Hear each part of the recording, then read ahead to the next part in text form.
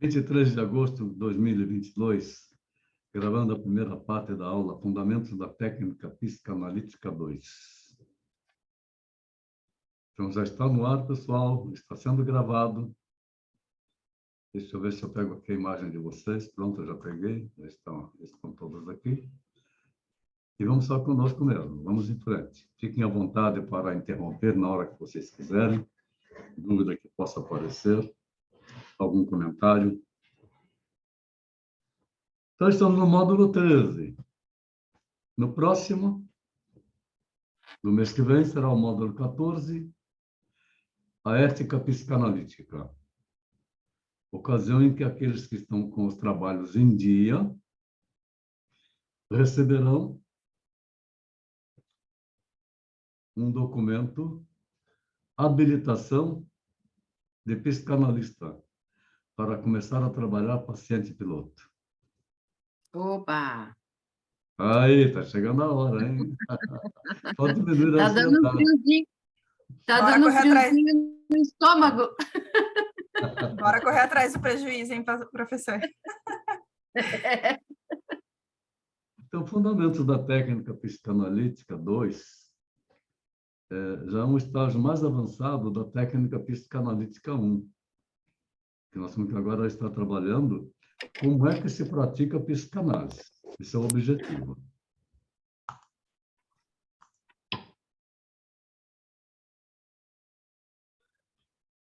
Então, este módulo ele tem por objetivo mostrar que a prática da psicanálise desenvolve você formando, para entender que mesmo não entendendo nada do que o paciente está falando, ouvir promove uma descarga emocional que produz redução da neurose, alívio para o seu cliente. O psicanalista não deve ter obrigação em fazer uma devolutiva e nem buscar gratificação na sua sessão de análise. Nem uma coisa nem outra. Não entre numa sessão de análise com aquela expectativa de que você vai fazer uma excelente sessão de análise. Se você só ouvir, fez uma excelente sessão de análise. Se houver a oportunidade de uma pontuação, que poderá ser estimulada de acordo com a fala de cada paciente, aí se faz uma pontuação. Mas devolutiva, não. Nós não fazemos devolutiva. Nós não entregamos diagnóstico. Nós fazemos o diagnóstico para nós, mas não informamos esse diagnóstico ao nosso paciente.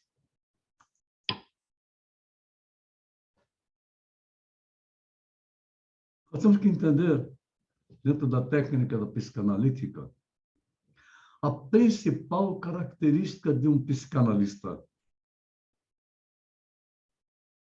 Eu falando aqui da pescaria agora há pouco, Elisete falou, mas tem que ter muita paciência para pescar. A principal característica é a paciência. A paciência para você pescar da fala do seu paciente a causa, o que está provocando a angústia. É quando o peixe morde a isca. Muita paciência. E neutralizar os seus próprios sentimentos. Entendendo que o que é do outro não lhe pertence.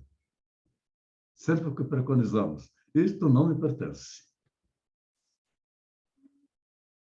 A observação constante dos sinais semiológicos, observação das expressões faciais, do olhar, do tom de voz, movimentação do corpo, o rapport,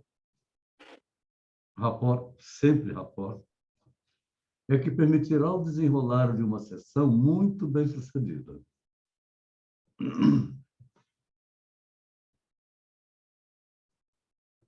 Para ter uma ideia, eu recebi um paciente novo hoje, que veio de Joinville, um militar. Eu nem precisei explicar para ele como que era a sessão de análise, ele começou a falar, de tanto que ele precisava falar. Eu só fiquei ouvindo. Acabando o tempo, eu disse a ele, você tem mais 5 minutos? Porque eu tenho outro compromisso. E ele veio com uma ansiedade de conversar, que ele marcou um horário, ele não conseguiu chegar no horário, que pegou ali a BR entupida. Ele ficou mais ansioso ainda. Ele mandou mensagem que estava acontecendo. Então, quando ele terminou, ele não tinha terminado de falar, eu dei para ele mais 5 minutos, e eu vou ter que interromper a nossa sessão. Agora que eu vou explicar, cada sessão tem uma duração de 50 minutos. Ele terminou de falar e ficou aguardando que eu falasse alguma coisa. Eu só falei assim, tá complicado, hein?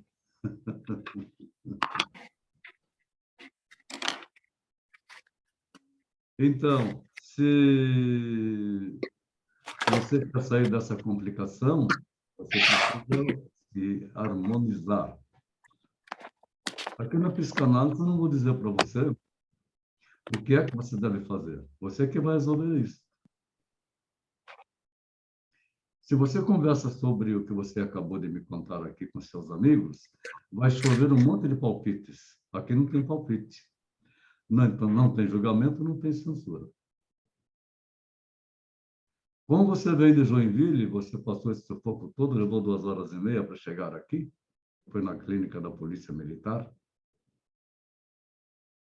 já me conheceu. Se você quiser continuar, fica mais fácil para você fazer online. Eu tenho um instituto com um estúdio montado para isso. Aí você verifica lá como é que está a sua demanda de trabalho. Você tem que cumprir as cargas de horários que eles te colocam para saber quando que você tem seus horários livres, me informa para a gente poder continuar. Está feito assim? Então, tá bom. Terminou a sessão, eu já sei que eu tinha realmente outro compromisso. Bastante simples, não? Não fiz comentário nenhum sobre a situação dele, a não ser dizer assim, bastante complicado, hein? Só isso. Não demorou muito tempo, ele chegou lá em Joinville e já entrou em contato comigo. Já está vendo como é que está a escala de trabalho dele para começar a dar continuidade na análise. Então, nós não temos que nos preocupar muito com isso. As histórias que cada um que vem, uma caixinha de surpresa, e não vamos considerar que elas são loucas, nada disso, nós só vamos considerar que elas são 100% humanas.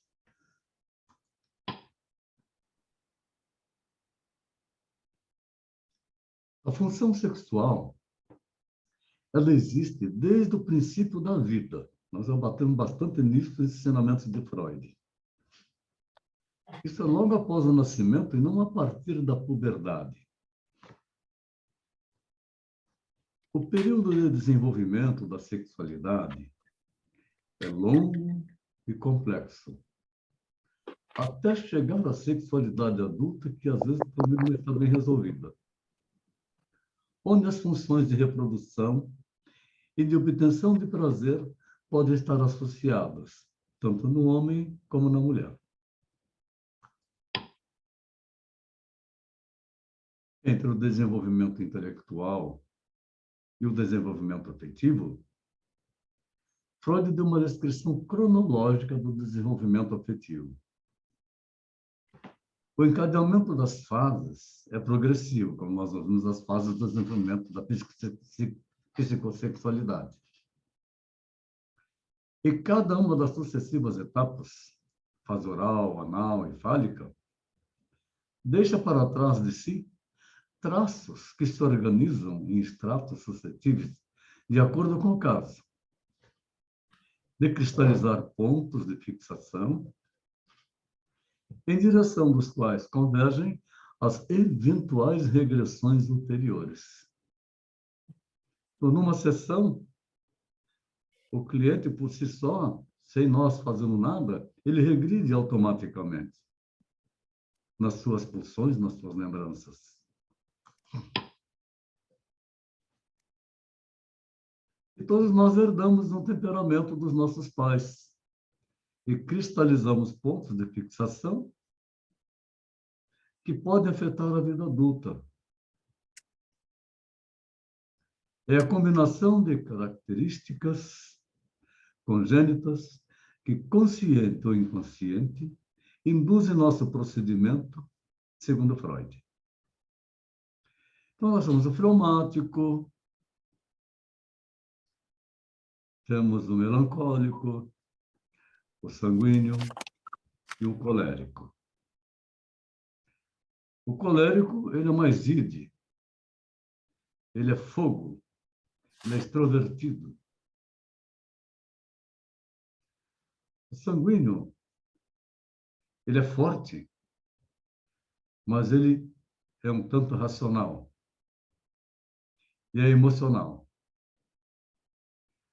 O melancólico é só melancolia. E o fleumático também, que é a água, que é aquele que esfria, fala a pessoa gelada, mas ele tem muito do seu racional. Então, entre o sanguíneo e o melancólico, tem emocional, e entre o fleumático e o melancólico, é o introvertido.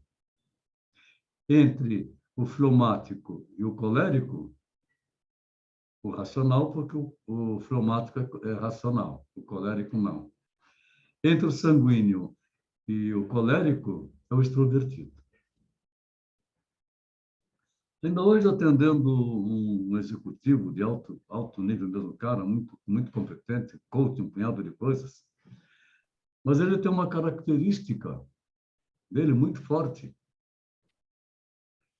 E quando ele me contou das coisas que ele faz, das situações que ele enfrenta, que ele tem que enfrentar como executivo, mas ele não tem aquela força para enfrentar, os relacionamentos, a dificuldade que ele tem,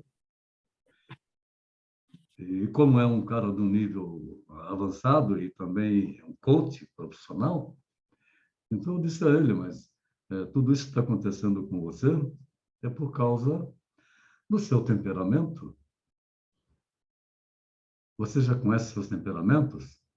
Ah, sim, aqueles 4 temperamentos conheço. Você já fez seu teste? Já. O meu fleumático deu 65%. O meu melancólico deu, não lembro direito, mas eu acho que deu uns 30% melancólico.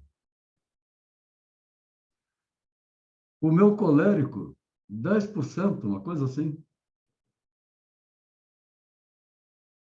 E o meu sanguíneo, 20%. Então, a questão está aí. Então, você está fazendo a sua identificação como que você é. Você tem a lista do teste, das situações colocadas, dos quesitos colocados para definir onde é que você se encontra como temperamento? Tenho. E naquela lista, você já olhou o que você quer mudar? Você quer mudar alguma coisa ou você quer continuar do jeito que você é? A escolha é sua. Percebe como se trabalha isso? Na história da pessoa, na fala da pessoa, nós vamos fazendo essa identificação do temperamento. Ele falando, eu sei que ele é fleumático. E quando ele me falou que era 65% fleumático, não foi nenhuma surpresa, eu pensei que fosse até mais. E de colérico, nada de colérico.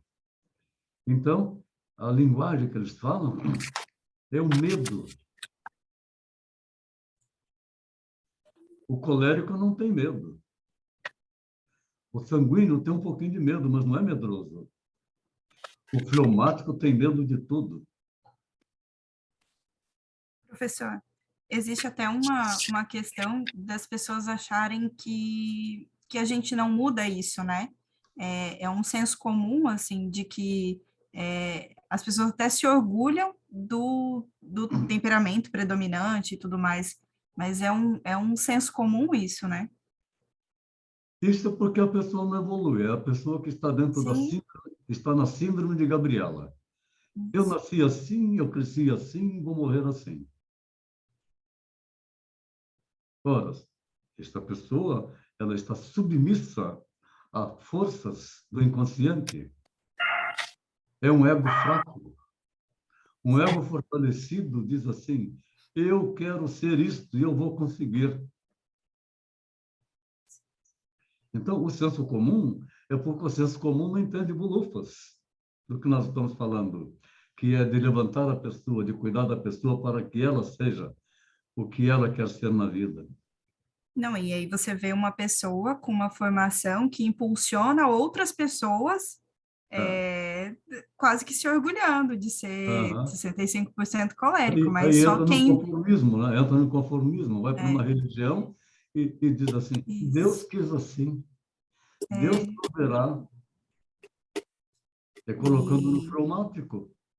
e dói ser assim, na verdade, né? Sim, É sim. pesado você Ah, ter essa carga para carregar, né? Sem pensar em evoluir, em equilibrar as coisas, né? então, você pode mudar isso, você pode mudar seu Sim, temperamento, depende de você. Porque você é dona das suas atitudes, você é dona do seu pensamento. Por isso que eu já enviei para vocês o teste de temperamento. Enviei novamente hoje, caso queiram fazer novamente. Vocês isso. fizeram um tempo Uhum. atrás, é bom fazer novamente e comparar com o que foi feito anteriormente, para ver como que foi a sua evolução.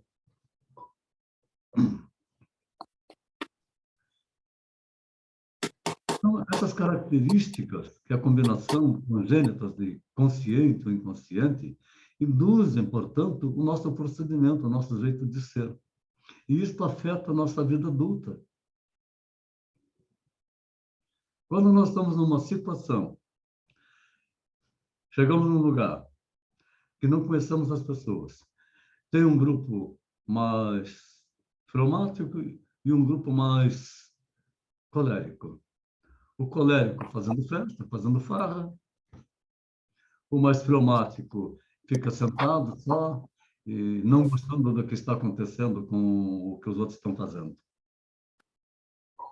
Bem interessante isso. Caiu da Vanessa aí, esperar um pouquinho ver se volta, que ela é muito interessada também em desenvolver isso.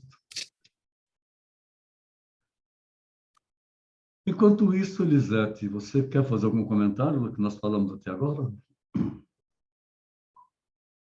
O meu já mudou aqui meu teste. Mudou um pouquinho. Eu Com fiz o mês certeza. passado. Você está buscando a evolução, você muda. É, já mudou um pouquinho, ainda bem. Quero mudar mais para equilibrar tudo. Eu vou usar o exemplo dessa viagem no ônibus. Na ida, já não era a lotação, o ônibus não foi lotado, evidentemente, mas tinha mais gente. Pegamos para em Apucarana e uma outra cidadezinha mais lá para frente. Então, na ida, estava aqui umas pessoas assim um pouco mais de idade,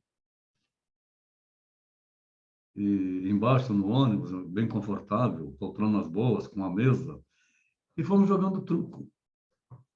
Ah, foi legal, não conheci nenhum deles, jogando truco com eles. Fiz um parceiro logo lá, foi bem divertido, ajudou a passar a hora. Quando entrou a outra turma, aquela turma mais jovem, lá em Apucarana, aí começou a bagunça. Chegou com aquela caixa de JBL grandona, um som bem animado. Aí nós subimos, eles ficaram lá na parte de baixo do ônibus. E lá na parte de baixo do ônibus tinha um barril de chopp, eles tomando chopp, tomando cachaça, a folia toda. Coléricos, o ambiente colérico. Aí lá em cima eu pensei, não, eu não vou me isolar. Eu vou lá embaixo agora. E quando eu abri a porta, entra! E estavam tocando aquela música animada, e eu entrei dançando. Que legal. Entrei logo dançando. Aí tinha dois lá fumando aquele cigarro eletrônico. Naquele? Ah, Scarlett. O E professor me ativou o modo vestiram bem, colérico porque eu entrei dele, né? dançando, já entrei no clima deles. Eu fiz um rapport. Aí ele me oferecia para dar uma pitada no cigarro eletrônico. Falei assim, eu vou experimentar assim, eu nunca experimentei isso, eu quero saber que gosto que tem isso. Peguei, dei uma pitada num, devolvi. E não é que esse negócio é gostoso, é perigoso, hein? A gente vai querer mais, não?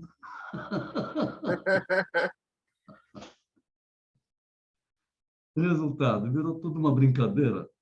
Eu coloquei o vídeo, um vídeo completo aí, que tem várias etapas, e aparece eu lá dançando no meio da turma. O que tinha mais juventude acumulada nessa viagem era eu, entrosado com todos eles. É isso. Depende de Legal. você. É não se intimidar com o ambiente, é você entrar dentro do ambiente e usar os seus conhecimentos e você faz um rapport maravilhoso. E aí se harmoniza com qualquer tipo de pessoa.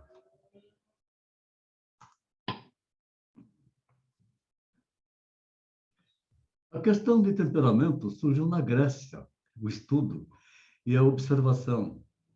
Sanguíneo, colérico, fleumático e melancólico. É fleumático, está flemático, está errado, é fleumático. E ao longo do tempo, muitos filósofos e estudiosos, incluindo Rudolf Steiner, vêm complementando essa imagem.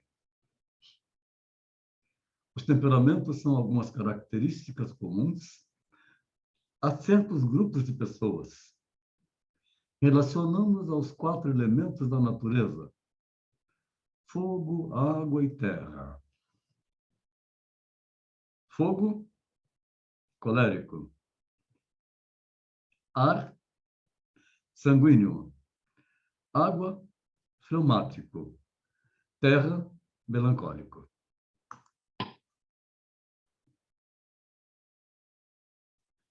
Características do temperamento podem e devem ser controladas. Você pode controlar seu temperamento. Mas também podem durar algum tempo ou até uma vida inteira. Tudo depende da intensidade de como nós lidamos com o nosso temperamento. Com o conhecimento que nós já temos, nós podemos lidar bem com o nosso temperamento. Agora, as pessoas não têm esse conhecimento, não têm essa informação. Daí o senso comum que você acabou de falar, Vanessa. Que eu brinco falando aqui, a síndrome de Gabriela, né?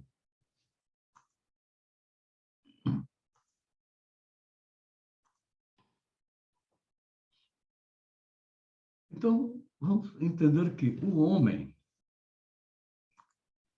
é um ser infinitamente complexo. O temperamento é uma faceta. A atitude da alma expressa no corpo. No andar, a gente consegue ver o temperamento. É ligado ao lado dela que se relaciona com o mundo, que vai em direção ao outro. O eu, que é a nossa verdadeira essência, utiliza-se do temperamento como meio de expressão de si mesmo.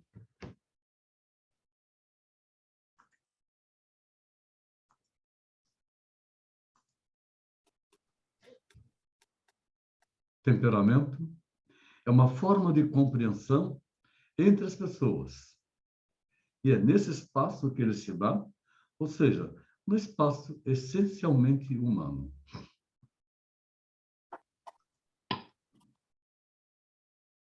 Já a personalidade é a parte interior da alma humana, que tem uma influência muito grande em função do temperamento.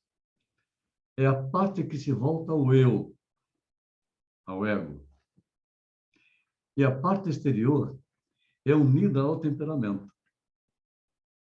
A personalidade se mostra, se revela através dos temperamentos na sua fala. Vocês assistiram ontem aquela entrevista lá do presidente? Dá para fazer a identificação do temperamento dele com a?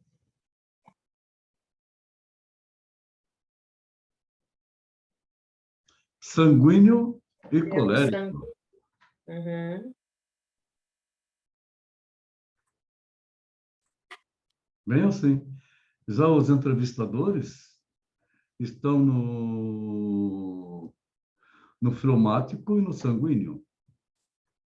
Interessante isso. Verdade. Tanto que uma, A uma coragem entrevista, foi grande, né?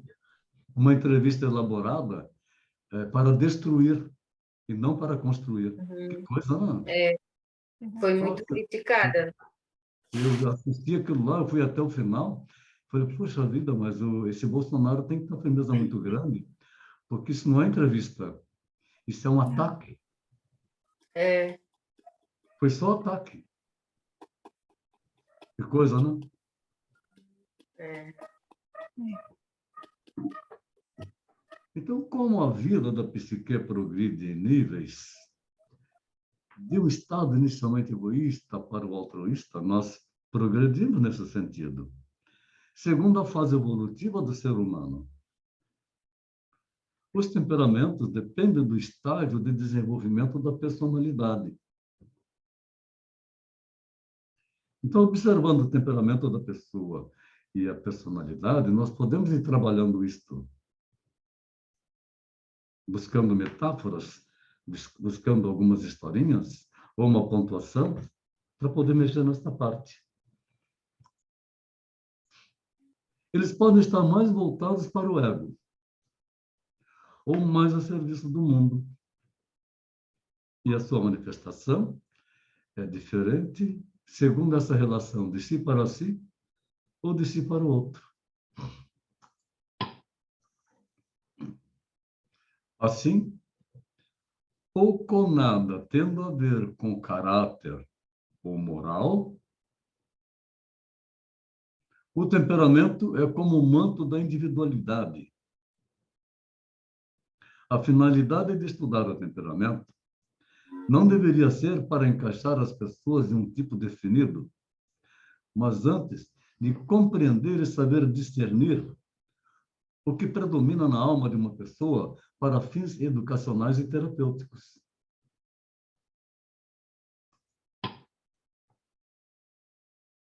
A atitude do psicanalista é aquela que reproduz em sua própria essência a essência do outro, fazendo reviver a sua imagem neste lugar interno, onde sabemos existir uma ligação com forças originárias do id.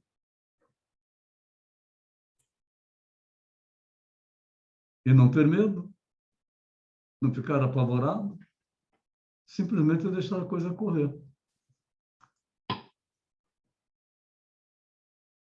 Então, para se fazer psicanálise, minha gente, é indispensável observar o ego, o eu que está na sua frente, em todos os sentidos. Seus movimentos, sua maneira de olhar, seu tom de voz, seus gestos.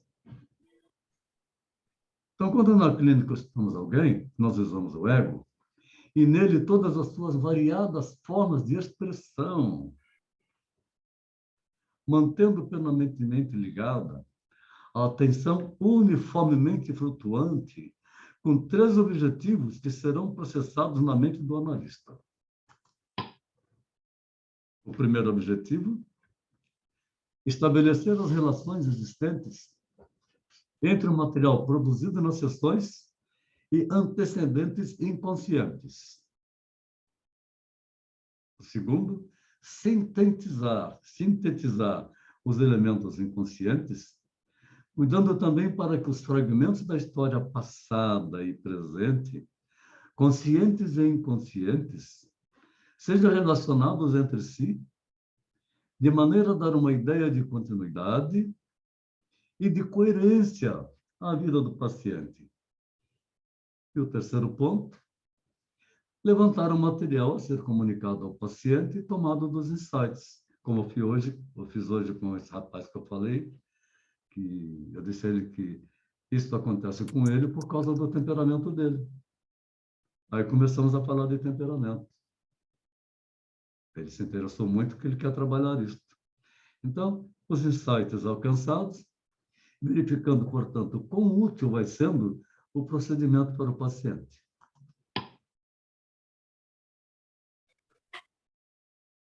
atenção uniformemente flutuante sempre, bem como os objetivos especificados, encontram suas razões de uso e de ser para suprir uma dificuldade que aparece quando nos empenhamos em observar as medidas defensivas adotadas pelo ego para se defender contra o id.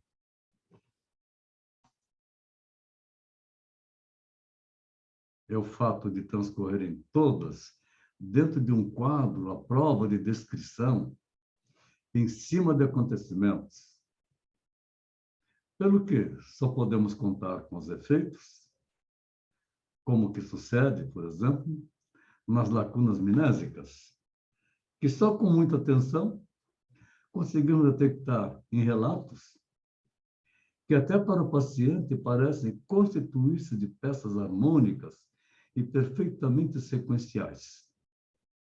Parece, mas não é, porque ele está totalmente em conflito.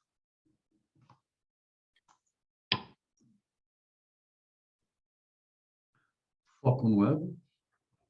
Este se mantém alheio aos mecanismos de defesa em funcionamento.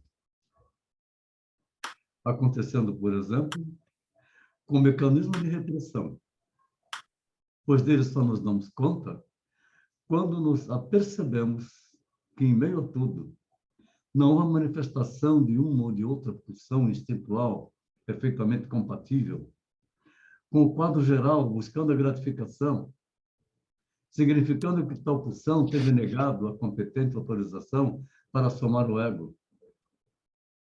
E aí o conflito vem porque o ego não é o que ele gostaria de ser. Aí nós vamos lá na fala de Shakespeare, to be or not to be, that's the question. Ser ou não ser é a questão.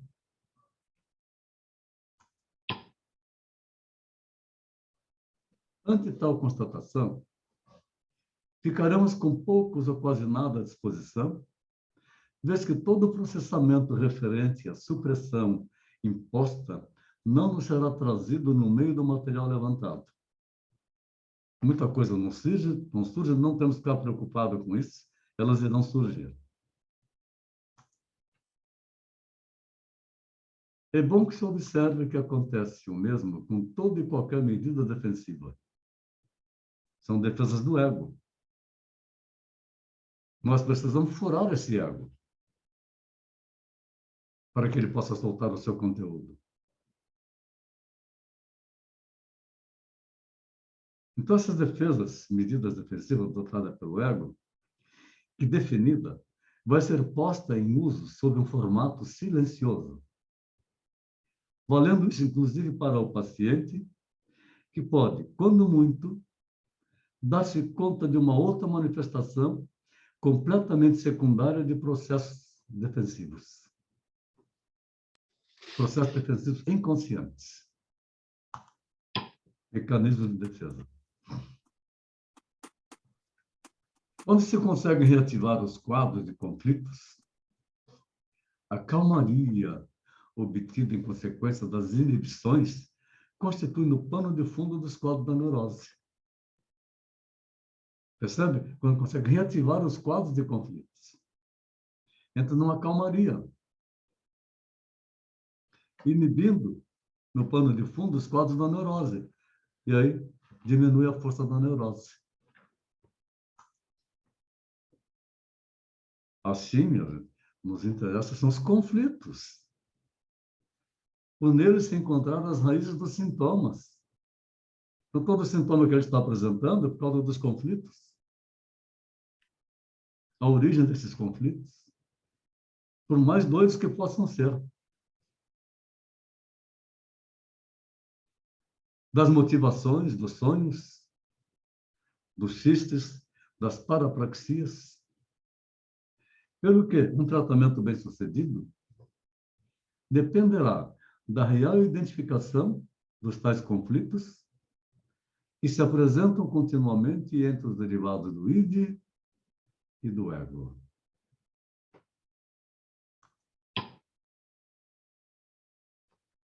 Naturalmente, que a cautela decorre do fato de se poder detectar quando se observa o ego, a predominância ou da defesa ou do desejo, parecendo então haver apenas defesas, ou então um retorno do recalcado, manifestado pela exposição do desejo, como se este houvera passado, sem ser influenciado pelo compromisso, o que resulta na constituição dos extremos de uma gradação a ser compreendida como uma série complementar, que se instala quando dois fatores convergem para a formação de um requisito etiológico. Vamos romper as correntes. Ou voltarmos para o ego, observar o ego, observar todas as comunicações produzidas, bem como no mesmo nível de interesse, as vicissitudes impostas, tanto pelo paciente quanto por nós próprios, cientes de que temos de nos concentrar na atenção uniformemente flutuante, com o fim de obter o melhor pela resolução dos quadros resistenciais, para que o auge da relação que se estabelece, que é o processo de elaboração, o working through, resulte nas modificações permanentes da conduta, que, por definição, estão pressupostas nos objetivos da própria psicanálise.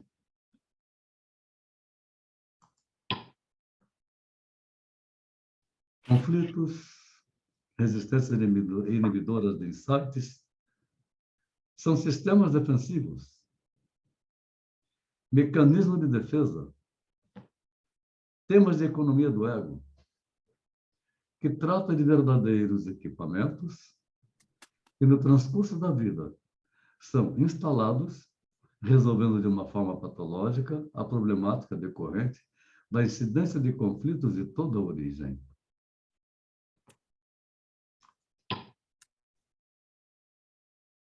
Conflitos de forma avassaladora assaltam todos os seres humanos, o que lhes acrescenta uma característica que resulta numa grave dificuldade quando da aplicação da psicanálise na vida de alguém. O fato de serem egocintônicos, todos os mecanismos adotados. Mencionando esse caso fresquinho desse militar, 48 anos, que veio de Joinville, por 2 vezes ele falou que ele trouxe a mãe dele com ele.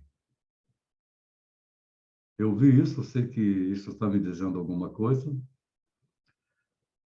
mas ele precisava falar tanto que eu tenho que deixar mais para frente para fazer alguma pontuação. A situação dele é assim, 20 anos de casado, e a mulher não consegue engravidar, ela quer dar um filho para ele quer um filho, pensar em fazer uma adoção, mas encontra muita dificuldade. E ela entrou num processo depressivo, está fazendo tratamento lá com uma psicóloga lá na clínica da Polícia Militar lá de Joinville. Ele não queria, então, fazer o tratamento dele lá também, por isso que ele veio aqui na clínica dos militares daqui. Daí, ele contando essa história. E ela se absteve de sexo. Ela tem 44 anos e ele 48. Quando chega nessa fase da idade, a mulher que já está aí na perimenopausa, ela tem as alterações orgânicas, reduz a capacidade da lubrificação vaginal para ter uma relação sexual prazerosa. Mas eles não sabem disso. E o homem também não sabe disso. Então, o que ela faz? Ela foge do ato sexual em si porque ele fica dolorido. Ele irrita, ele machuca. Aí ele se relacionou com uma outra mulher. de 22 anos. E teve alguns relacionamentos, falaram sobre filho e tal. E ela falou, "Ué, você quer que eu te dê um filho?" Eu falei, caramba, mas eu não quero prejudicar minha mulher. Ela não está bem, ela está se tratando, eu tenho que cuidar dela, então eu não sei o que fazer. Já está em conflito com o relacionamento duplo. E aí esta jovem engravidou. Aí veio o conflito para ele, mas e daí? Não, daí que eu disse para ela que eu não ia levar minha vida com ela, mas que eu ia assumir a criança. Mas no transcorrer do tempo, do 5º mês de gravidez, ela perdeu a criança.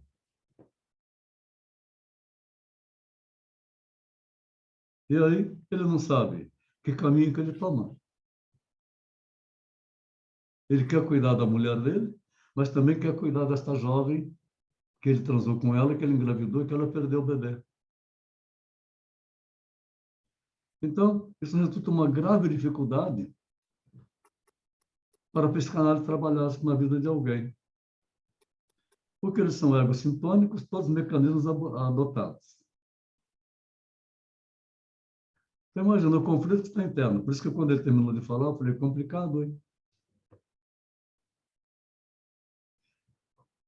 Aí perguntei para ele, você Você já fez? falou ego sintônico? Sim, egocintônico. Hum. É o ego que está com os sintomas todos, está apresentando os sintomas da confusão que ele está. Uhum. Então, foi quando eu falei para ele, você já fez a viagem de avião? Já. Aí comecei contando a história, fazendo aquela parte cômica primeiro, que a comissária de bordo disse para a gente que tem uma porta de saída aqui, outra porta de saída ali, eu vou sair para onde, né? Em casa de pouso na água, assento flutuante, aí deu risada. Eu vi um jato pousar na água. Aí quando entrou na turbulência, que ele está em turbulência, aí eu fui associando a vida dele, ele tem que sair da zona de conforto e fechar a mesinha da frente. A mesinha da frente é aquilo que dá prazer para ele, a comida, é o sexo, e sair da zona de conforto. Mas a coisa se agravou mais ainda, porque ele quer ajudar uma como quer ajudar a outra. E ele mesmo está em conflito. Então, ele entrou em despressurização. Precisa da máscara de oxigênio para ele e fixar a máscara de oxigênio para que ele possa realmente estar respirando. Depois que ele estiver respirando, aí sim ele poderá ajudar as outras. Aí o cara, caramba, vai continuar o tratamento, evidentemente. Porque a única coisa que eu posso tratar ali é ele, não as outras. E sem julgamento e sem pensar, não, mas o cara fez aquilo. Não, porque o psicanalista não tem isso. É o ser humano que está pedindo socorro. E mostrar para ele que ele está pedindo socorro e ele é que tem que resolver, porque ele é resultado. O que ele está sofrendo hoje é resultado das coisas que ele fez.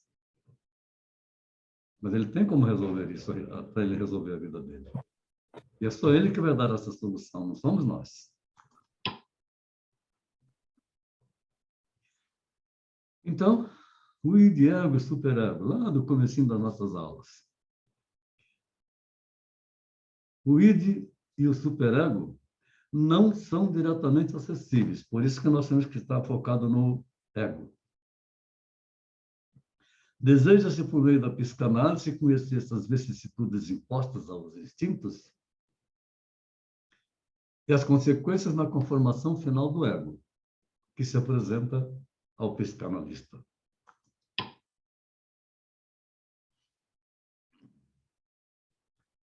A renúncia progressiva dos instintos parece ser um dos fundamentos do desenvolvimento da civilização humana.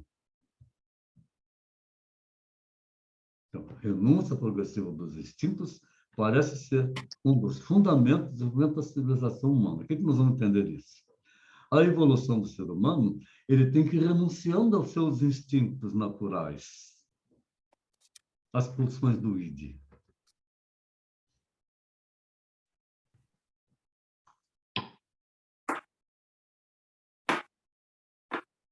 Portanto, centrados no ego, nós precisamos buscar, apreciar o instintual que está retido por mecanismo de defesa, sabendo quanto de esforço resistencial permanentemente o ego está fazendo para segurar isso,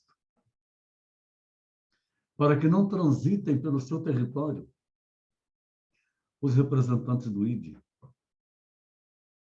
que é quando ele aparece com características tais que chegam a surpreender por vir com seu formato inteiro, resultante das experiências vividas.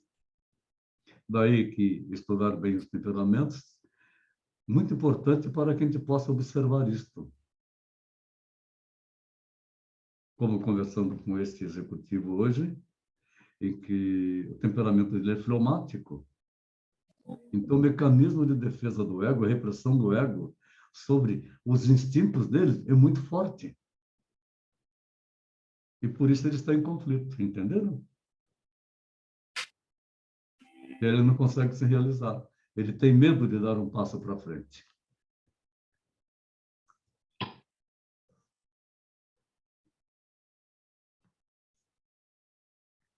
Esta imagem diz assim: o que temos, iremos deixar. É para todos. E o que nós somos, irá conosco a qualquer lugar.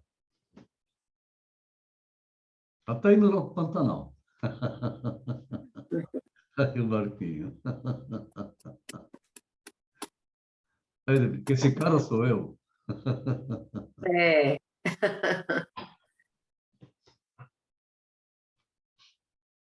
Mantendo-nos na fenomenologia existencial, nós podemos dizer que as quebras na produção livre de censuras íntimas, perpetradas pelo paciente no processo de associação livre, são correspondentes aos contra-ataques desferidos pelo ego em direção ao id,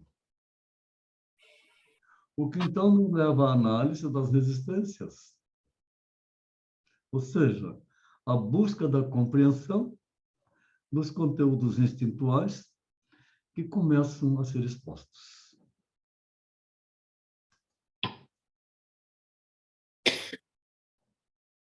Esses conteúdos instintuais, nós vamos perceber do que o paciente não diz,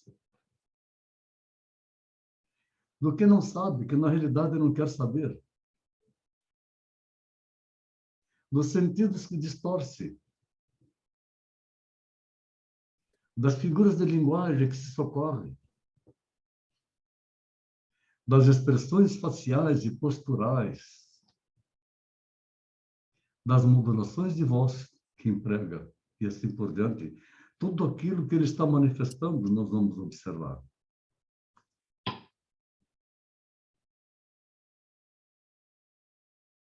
O sintoma neurótico corresponde a qualquer desvio de que se queixe o paciente.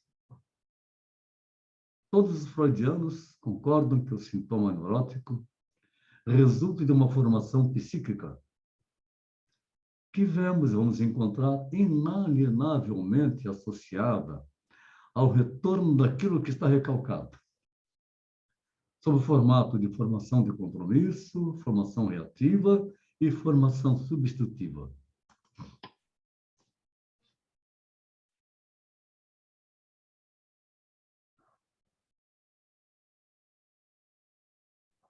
O sonhador corresponde às atividades mentais que ocorrem durante o sono, com o formato de uma série de quadros ou de acontecimentos imaginados durante o sono e sonhos.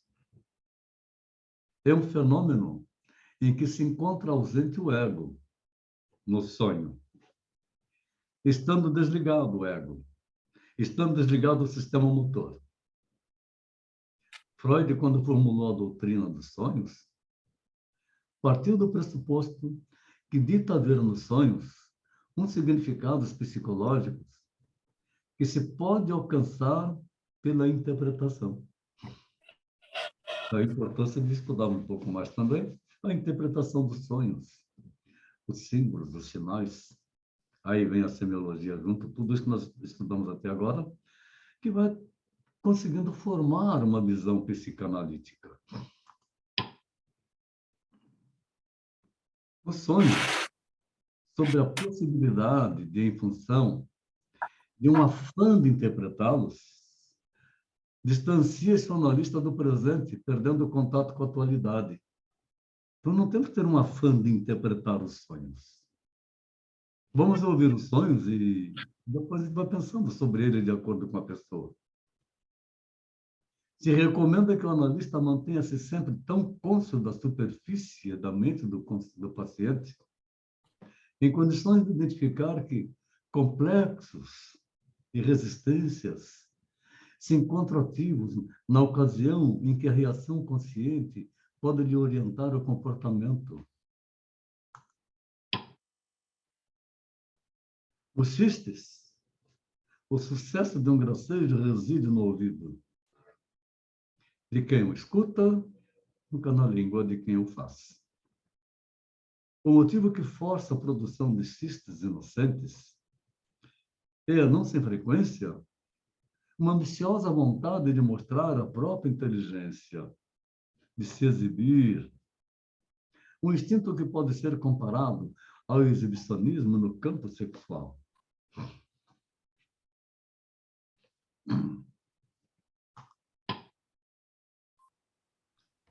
Nos xistes, encontramos a presença de numerosos instintos inibidos, cuja supressão reteve certo grau de instabilidade. Assim, fornecerá a disposição mais favorável à produção de xistes tendenciosos, principalmente xistes homossexualizados, aqueles xistes que se fazem com gracejos, com piadinhas em relação ao cérebro da mulher, ou ao tipo de pessoa que está conversando e dão risada. Os componentes individuais da constituição sexual de uma pessoa podem particularmente aparecer como motivo para a elaboração de um xiste. Toda uma classe de xistes obscenos permite que se infira a presença de uma inclinação oculta ao exibicionismo em seus inventores.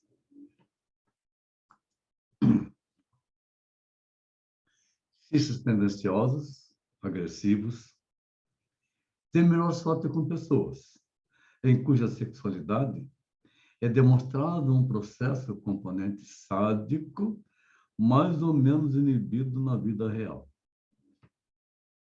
Aquele que faz xistes sobre a capacidade sexual do homem, sobre a brochada numa relação, ele está falando muito dele. Ele está com dificuldades semelhantes aos xistes que ele está fazendo, ele está rindo da própria situação dele. O teste de temperamentos vocês têm aí, novamente, para ver o quanto por cento tem de sanguíneo, de colérico, melancólico, fleumático, em função dos quesitos que aí estão colocados para esta identificação. A elaboração disso é bastante simples. Você escolhe as palavras que melhor descrevem a sua pessoa e vai marcando uma de cada linha. Na coluna você toma o total de cada coluna, depois dividir pelo número de palavras e multiplicar por 100. Aí você vai ter ali embaixo a soma e vai ter um percentual que você vai colocar. Nós temos aqui na primeira coluna despreocupado, impulsivo, pessimista, cuidadoso. Então, o sanguíneo, ele é mais despreocupado, ele é mais calmo, mais animado. E assim vai. Aquilo que mais se parece com o seu jeito de ser. Vai dar um determinado grau de sanguíneo e assim por diante nos outros. No colérico, mas o colérico é impulsivo, inquieto, esquentado, ele é muito ativo. E assim vai.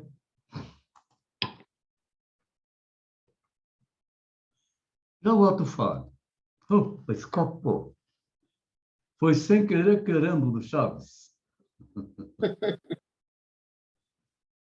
Os atos falhos sabemos que ocorrem a qualquer momento, sempre que seja afrouxada ou desviada a vigilância do ego, ao mesmo tempo em que a pulsão inconsciente seja catequizada.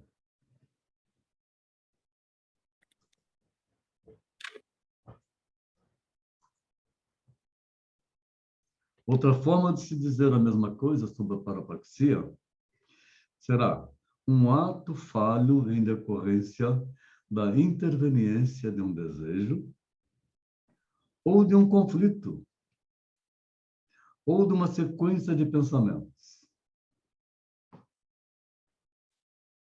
Quantas vezes que a gente escuta a pessoa falar uma coisa, me perdoa, não é isso que eu queria dizer. Ato falho.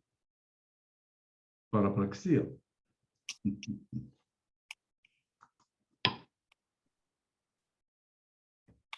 RTM, uma entidade surpreendente, que é a reação terapêutica negativa. Algo que na prática decorre de situações clínicas diversas, cujos componentes variam em função das propensões de cada pessoa. Sendo que ela é sempre resultante do tratamento psicanalítico, nós podemos ter como norma que se surgem alguns indivíduos em função da autopercepção dos efeitos terapêuticos, ainda que mínimos, ou do alcance de insights, ainda que pobres, podendo também decorrer do que seria um erro crasso de manifestação, de satisfação da parte do psicanalista ante a detecção de qualquer indicativo do progresso no trabalho analítico. É um problema isso. É um erro bem grave do psicanalista. Manifestação de satisfação ante a detecção de qualquer indicativo de progresso no trabalho analítico.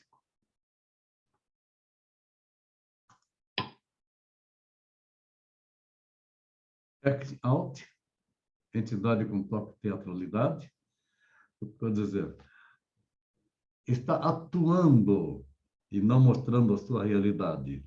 Uma atuação. Consagrada entre nós essa expressão act out, agieren, em alemão, aparece traduzida em alguns textos brasileiros como atuação. É quando a pessoa é um ator diante de uma determinada situação. Aí está um tema de suma importância, que muito analista não considera no consultório. E nós temos que considerar tudo no consultório.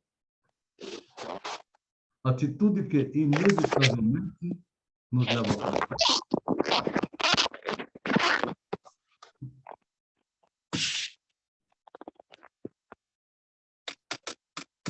A atuação correspondente no act out ao empenho do paciente numa atividade substitutiva da recordação de acontecimentos pretéritos, a substituição do pensamento pela ação, o que, por sua vez, nos leva à compreensão do seguinte: haver na situação uma pulsão que não alcançou uma representação verbal.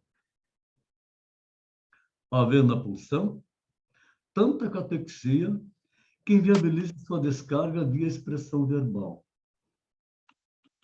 Não haver, portanto, por parte do indivíduo, capacitação suficiente para inibir a representação que ele está fazendo inconscientemente.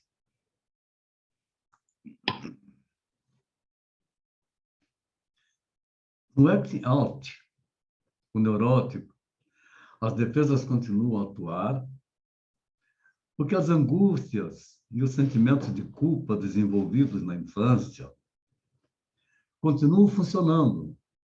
Isto fora do alcance do ego racional.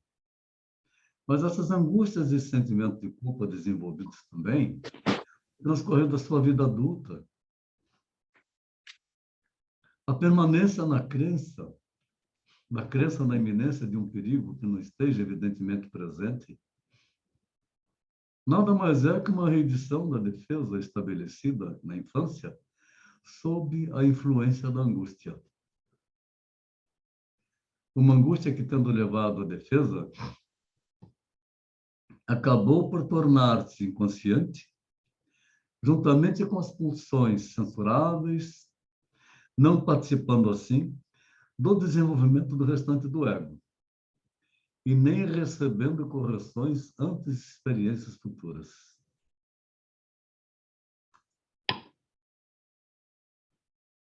A transferência que ocorre naturalmente é a vivência no presente de sentimentos, pulsões, desejos, temores, fantasias, atitudes e ideias, ou defesas contra todos esses elementos.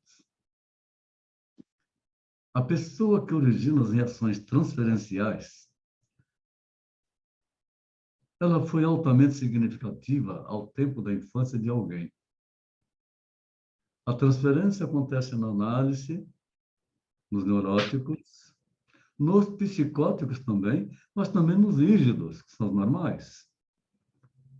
Toda relação humana contém uma mistura de reações realistas e transferenciais.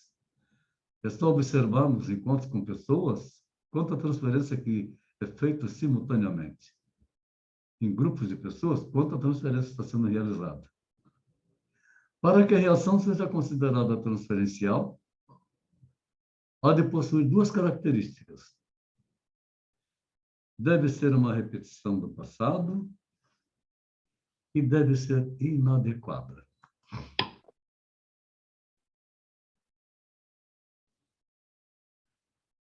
Dentro da situação analítica, o analista, partindo de uma firme e determinada isenção, caracterizada pela recusa em comportar-se de acordo com as exigências de satisfação dos sintomas do paciente, nós não estamos ali para satisfazer o cliente, não estamos ali para agradar o paciente, e sim para ouvi-lo e para tratar dos seus sintomas, buscando a causa. Uma frustração continuada é muito saudável. Acaba por conseguir a instalação da neurose de transferência que lhe é direcionada, o que oportuniza a identificação com precisão dos termos da neurose nuclear do paciente.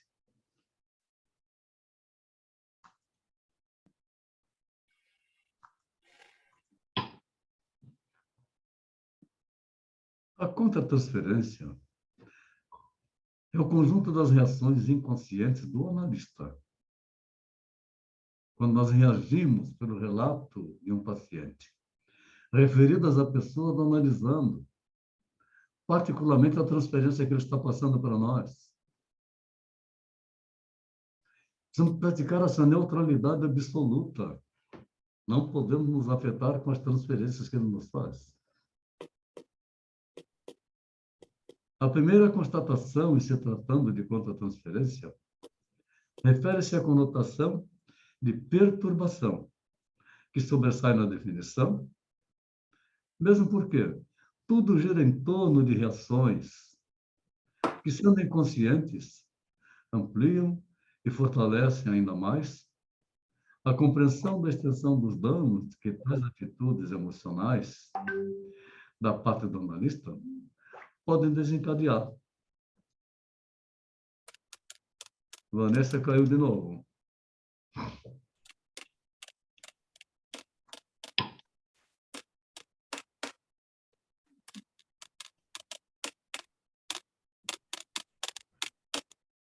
Então, vejamos. Olha esse quadro que está aí, essa imagem que aí está. Como é interessante. O que é que nós podemos interpretar daí? Eu não consigo ver, só vejo a parte aqui, a neurose de transferência. Está vindo a metade, assim, ó. A neurose de Tá. conferência, se você está vendo nesta imagem aqui, é esta mulher falando tudo emaranhado. Deixa eu colocar aqui. E o Uhum. analista desse emaranhado, ele vai organizar mentalmente esse emaranhado que está aqui para depois fazer a devolutiva para ela. Entendeu? Uhum. É isso aí. Essas relações entre indivíduos, que se compõem sempre de realidades e de transferências, não havendo nenhuma situação em que uma das duas não venha a desempenhar um papel, mesmo que sejam em proporções Botar aqui. totalmente diferentes.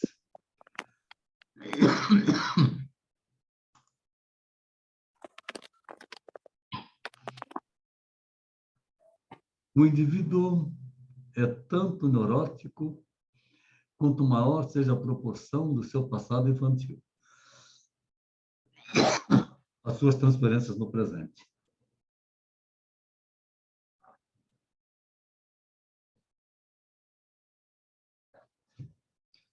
Podemos É tanto observar mais neurótico quanto maior seja a proporção do seu passado infantil, suas transferências no seu presente. isso. Hum. A neurose que vem produzida pelo seu passado é muito grande, pelo passado de Uhum. qualquer pessoa. Observa-se que os fenômenos transferenciais, eles são inconscientes e irracionais.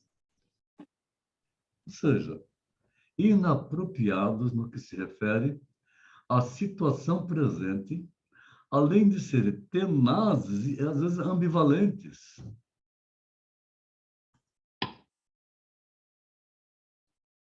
É difícil pensar como se trabalhava em termos de psicanálise quando não se conhecia a transferência. Sendo também difícil para nós reconstruir a atmosfera em que Freud descobriu os fenômenos transferenciais, que interpretou a partir da constatação de que uma parte do ego do neurótico e, no menor grau, do psicótico, permanece capaz de estabelecer um rapport com o ambiente e ficar igual ao ambiente que ele está.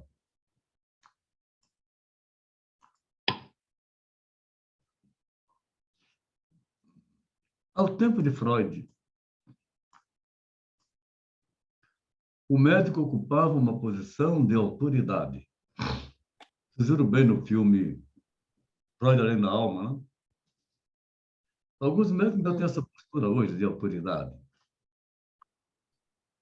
O paciente assustado, como é ainda hoje, esperava dele o auxílio de uma autoridade, pelo que se pode entender que nem sempre o paciente, nem o profissional, se encontrava em condições de distinguir claramente entre realidade e transferência.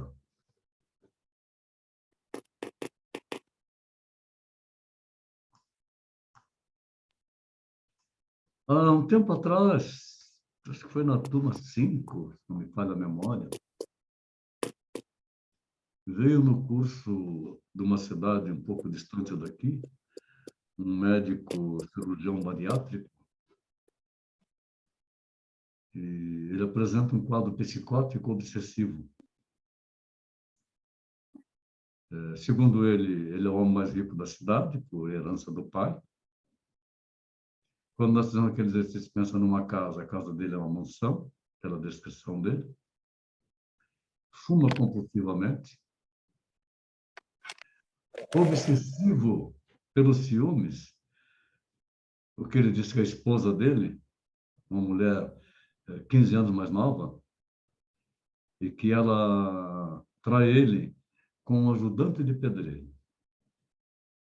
Então, a dor dos ciúmes dele não é porque ela trai ele, é com o ajudante de pedreiro, e eu, o doutor mais rico da cidade. Que coisa, né? Pirata. Isso faz tempo já, hein? Mais de 5 anos. Recentemente chegou um e-mail dele. aquele artigo que você produziu falando sobre o ciúmes obsessivo,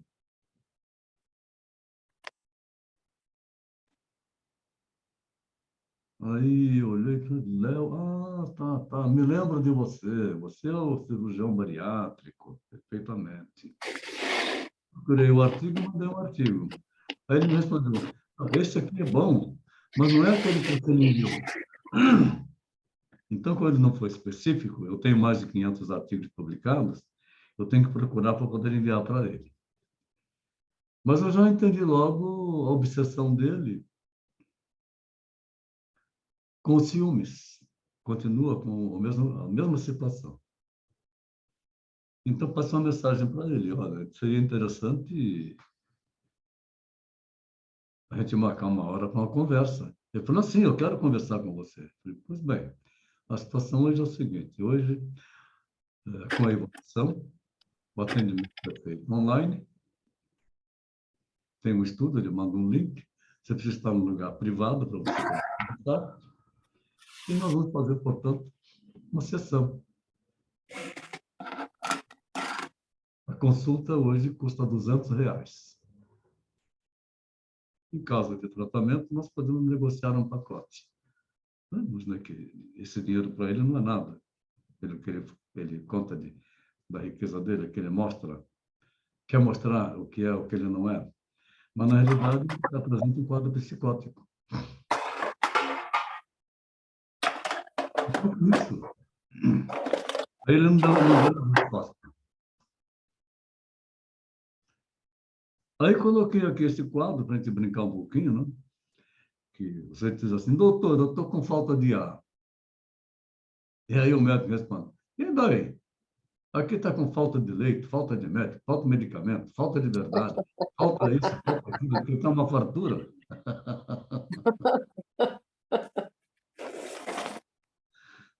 É bem isso, né? Sim. Então, ao tempo de Freud, o médico ocupava uma posição de autoridade. O paciente, assustado, como é ainda hoje, esperava dele o auxílio de uma autoridade, como foi a postura desse tal médico obsessivo. Obsessivo sexual, ciumento. Pelo que se pode entender que nem o paciente, nem o profissional se encontravam em condições de distinguir claramente entre a realidade e a transferência.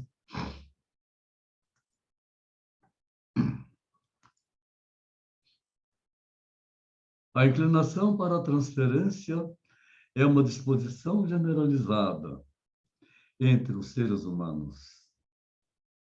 Perfeitamente normal, é 100% humano estar transferindo as suas coisas.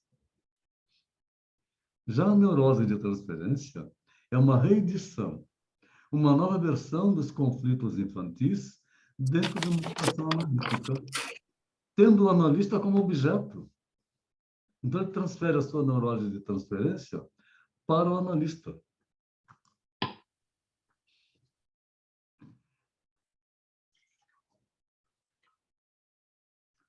O tratamento psicanalítico, portanto,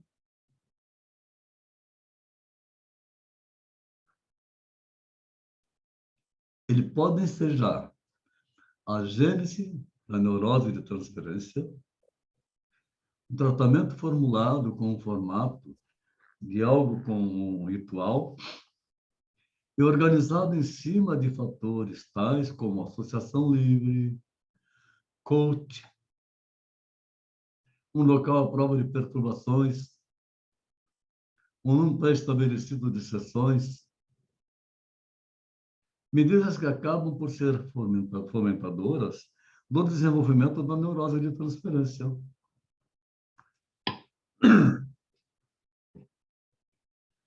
Ao se produzir na análise uma neurose de transferência num paciente portador de um ego vigorosamente defensivo, é o caminho para se alcançar os conflitos da infância. As primeiras transferências surtas no transcurso da análise são mais ou menos superficiais. As primeiras. À medida que vai se desenvolvendo, então vem as reais. Uma atitude exageradamente amável. Como é que é, professor? As primeiras neuroses são...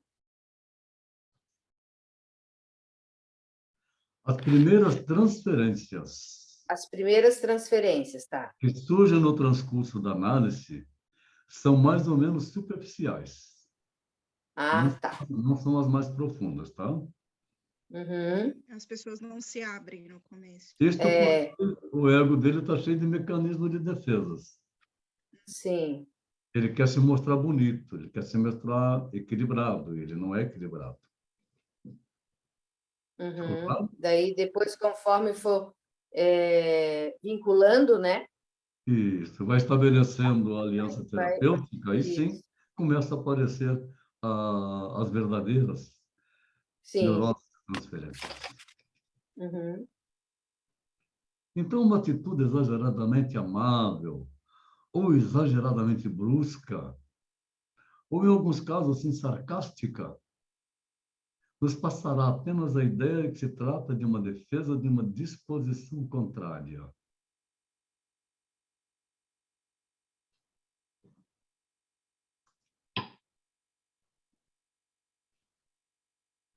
Com o desenvolvimento da neurose de transferência, a relação com o analista passa a ocupar o centro da vida do paciente, sendo frequentemente esquecidos os sintomas que levaram o paciente ao tratamento, ele entra numa zona de conforto.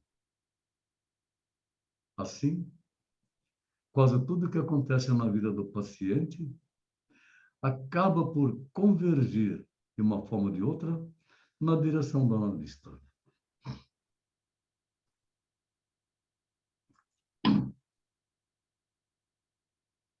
A transferência mostra a relação entre as estruturas psíquicas, havendo ocasiões em que o analista é um superego. E nós temos que cuidar disso, que nós não somos superego. Outras em que ele é o id, e algumas vezes ele é o ego. Isto para o paciente. Também pode acontecer de o analista se tornar um id, a confrontar-se com o superego do paciente, está produzindo uma contratransferência. Ou então o analista tornar-se um ego e se opor ao id, ao superego do paciente. Tudo isso acontecendo por querer os pacientes reviver o passado no presente. Sempre que vocês estiverem fazendo sessões de análise e que se encontrarem em situações desta forma, precisam rapidamente pedir uma supervisão.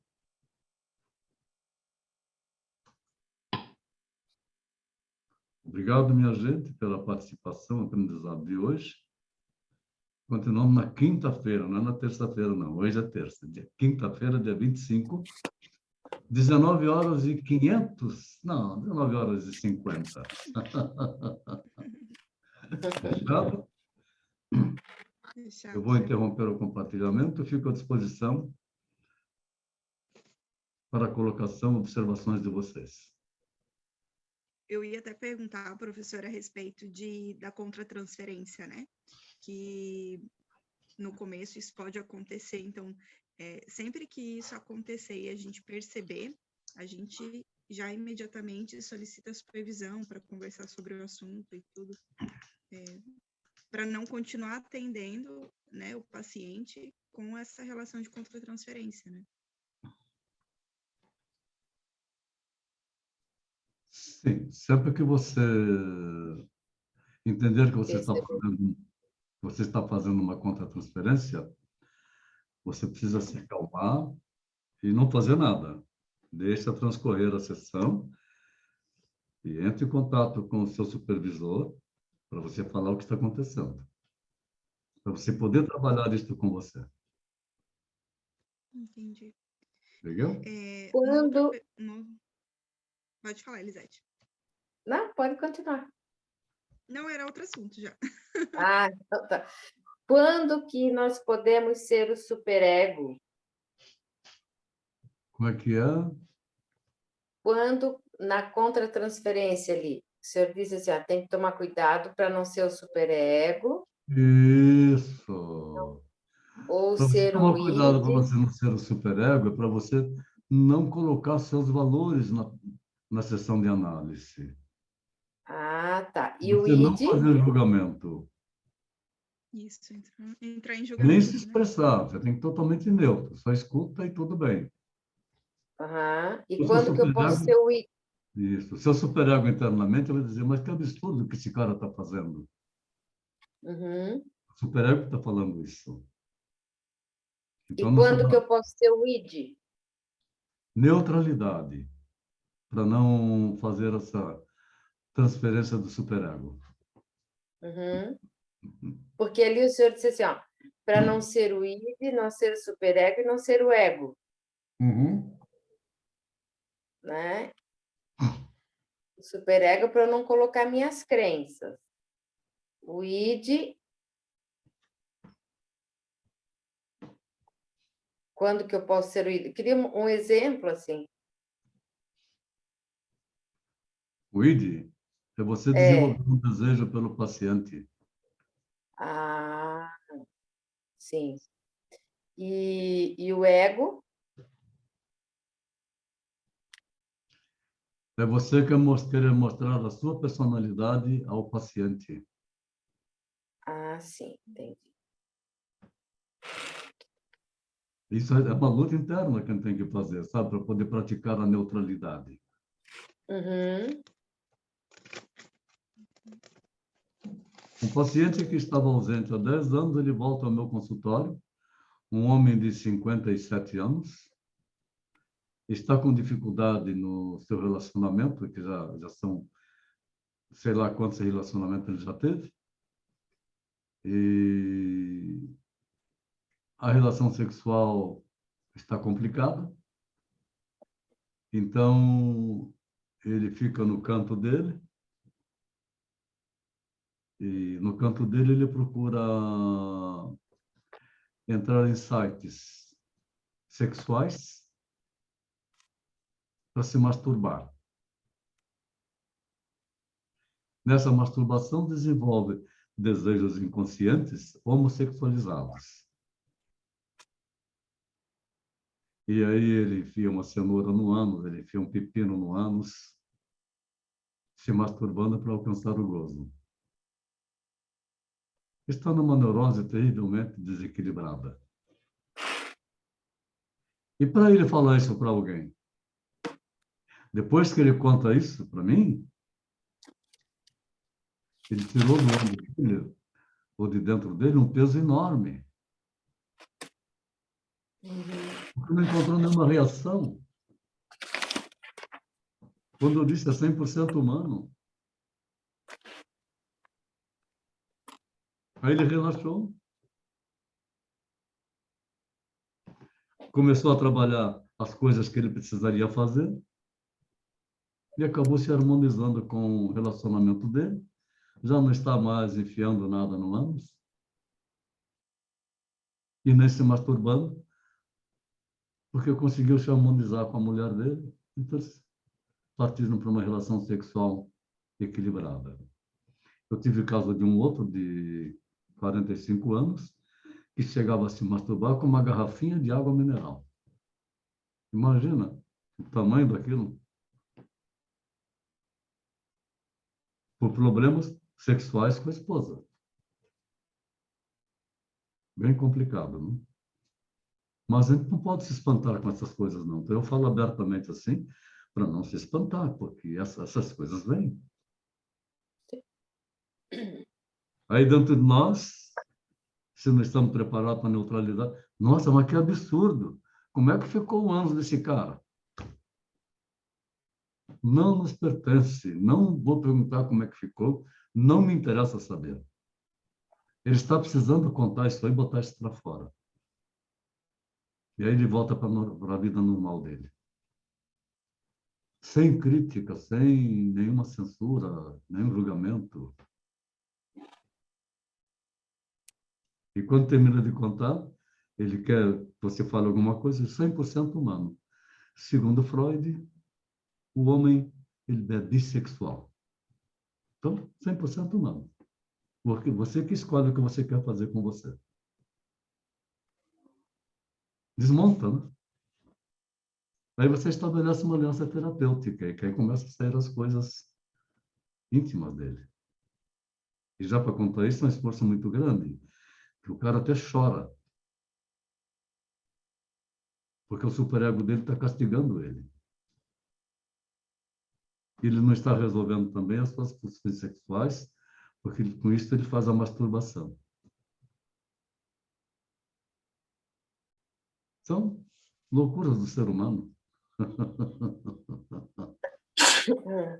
Saúde! Opa! Saúde. Professor, eu Obrigada. tenho mais uma pergunta. Quando o senhor estava falando lá do... Eu esqueci o termo. Vanessa, você pode aumentar um Quando pouquinho o volume seu? Não estou te ouvindo bem. Tá. Vou tirar o fone aqui, só um pouquinho. Eu também vou aumentar aqui. Aí, acho que melhorou. Pode falar. Quando o senhor estava falando do paciente entrar naquele modo de atuação, caso isso aconteça, a gente deixa que ele fale, que ele sustente aquilo para ver até onde ele vai, né? Se ele realmente vai ceder, ou a gente instiga ele de alguma forma? Como que o senhor age nessa situação? Associação livre, deixa ele falar. Deixa ele falar. Você não tem o que... Uma hora ele vai sair do personagem. Sim, deixa ele interpretar o que ele quiser e falar o que ele quiser. Uhum. O que nos interessa é que haja essa associação livre e talvez ali, algum ponto, nós possamos pegar e pontuar para ele. Entendi. O porquê que está acontecendo isso com ele, tá? Nós não devemos interromper a fala dele. Ele quer falar, vai falando. Interromper a fala é só quando, opa, acabou seu tempo. Fica para a próxima sessão. Certo? Tá jogando dinheiro fora ou... Não é? Nem precisa falar isso. Acabou seu tempo. Fica para a próxima sessão. Não está jogando dinheiro fora. O processo é esse.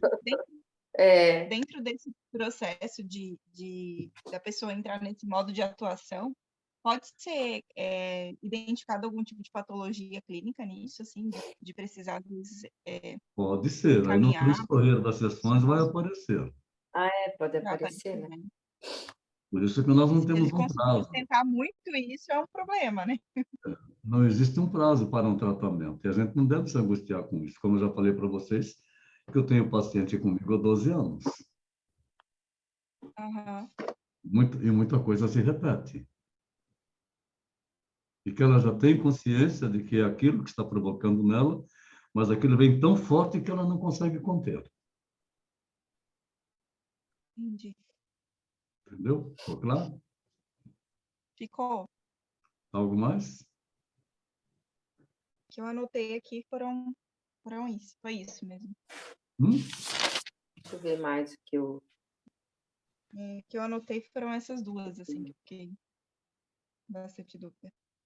Então, tudo que nós estudamos até agora, nós precisamos continuar estudando. Então, tem que rever as apostilas, né? Puderam assistir também alguns caras que fazem aí essas lives e tal, falando também. Psicanálise, isso ajuda bastante também. E temos aqui que também falam, mas não estão dizendo o que deveria ser. E quando são coisas fantasiosas, como já teve produção da Globo, como sessão de terapia. não. Não. Eu assisti. Não. Aquilo ali, não. Nada a ver. Aquilo é feito para leigo. Para quem não entende absolutamente nada de psicanálise. E é tendenciosa. Sim. Infelizmente. Não tem qualidade. Professor, eu, antes de fazer o curso, enfim, Quando eu comecei a ouvir um pouco mais sobre psicanálise, eu escutava muito uma psicanalista chamada Cássia Rodrigues, ela tem um instituto também, não sei se já ouviu Sim. falar, se é bom, se não. Não Assim, ouvi falar, mas a psicanalista ela tem conteúdo. ela tem muito conteúdo no YouTube, ela... Sim.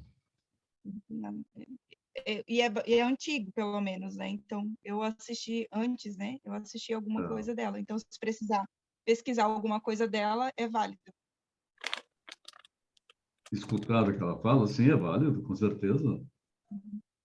Tem tantos outros aí que você pode levar em consideração.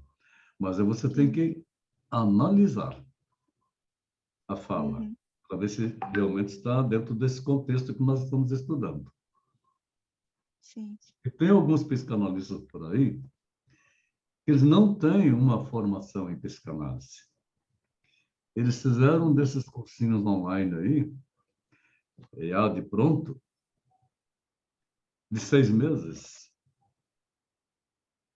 e E tem? se intitulam psicanalistas. Tá?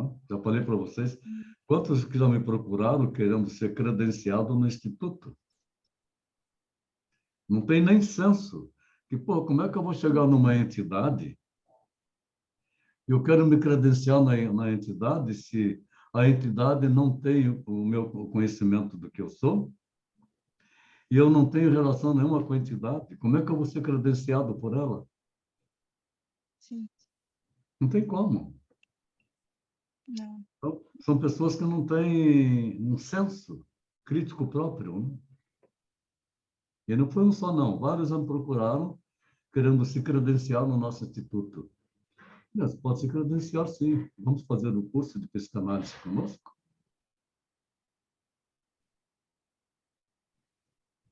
Eles querem usufruir do nosso status. E responsabilidade, né? Porque você lida com a vida de alguém, né? É, E quando vem de fora para cá, que querem conversar comigo, eu recebo de coração aberto, escuto direitinho e aí explico, né, com naturalidade. Sim, é possível, mas eu não vou fazer uma avaliação sua. Mesmo que você pague, eu não vou fazer avaliação. O psicanalista não faz avaliação, não é isso? Eu faço uma leitura da avaliação de nota para os meus alunos. Você quer se credenciar no nosso instituto? Vem fazer o curso conosco. E terminando o curso, aí você vai ser credenciado. isso aí. É meio óbvio isso, não é? É, Mas a pessoa que bastante. vem assim não tem noção. São pessoas sem noção. Como é que isso aí vai ser psicanalista se não tem essa noção? Nem noção ética, né? É, é sério, né? O negócio é sério. Vamos lá, aproveita, algo mais, vamos conversar.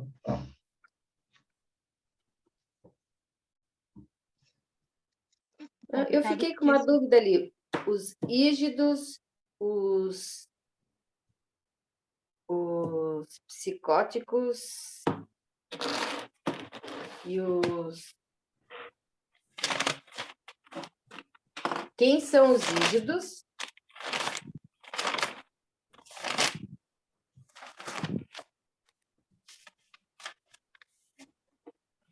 Professor, Como é que é?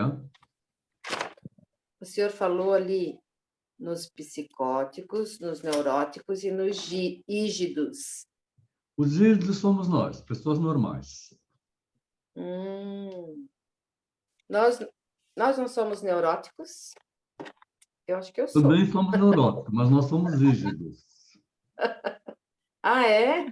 Sim, porque todos nós temos neurose, mas somos isso, são pessoas normais. Ah, Agora, tá. aqueles que estão em conflito realmente, aí eles são neuróticos. Estão com Quando muito você vem para conflito. análise, quando você vem para análise, que você traz as suas fortes neuroses, aí é neurótica. Mas quando nós estamos conversando normalmente, é rígida. Uhum. O caso Então, daquele médico que eu falei, ele apresenta um quadro psicótico obsessivo, aquele médico. aquele médico.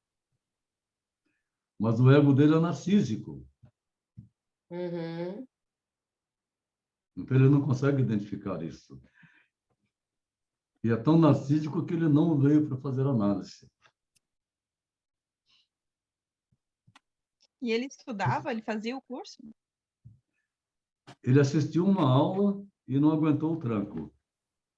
Ah, Fez uma sessão de 2 horas comigo. Mas o foco dele está nessa psicose de ciúmes obsessivo. uhum. Enquanto não amenizar isso, Não vai amenizar se ele não vier para a sessão de análise, se ele não fizer análise. uhum, Ele tentou voltar para o curso junto com essa companheira dele, que é uma psicóloga. Ah, tá. Eu disse que para que ele pudesse frequentar o nosso curso, eles precisariam fazer pelo menos 6 meses de sessão de análise, uma vez por semana, antes de entrar para o curso. Uhum. Bem assim. E, de fato, não vou trazer um maluco desse para frequentar o curso. Se vier para a sessão de análise e trabalhar essa questão, aí até pode ser.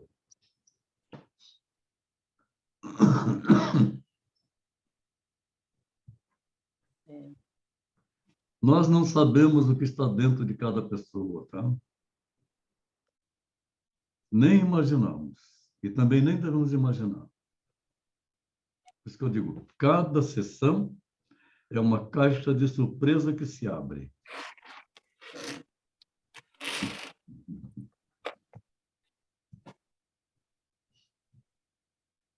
Ok? Tá bom por hoje? Ok, tá bom. Quinta-feira, bem. novamente. Vamos processar Beijão para isso. vocês e uma ótima noite. Quinta-feira, 19 Obrigada. horas e 50. Nada, igualmente. Bom Tchau. Boa descanso, noite. descanso, professor. Bom descanso. Tchau. Tchau. Boa noite.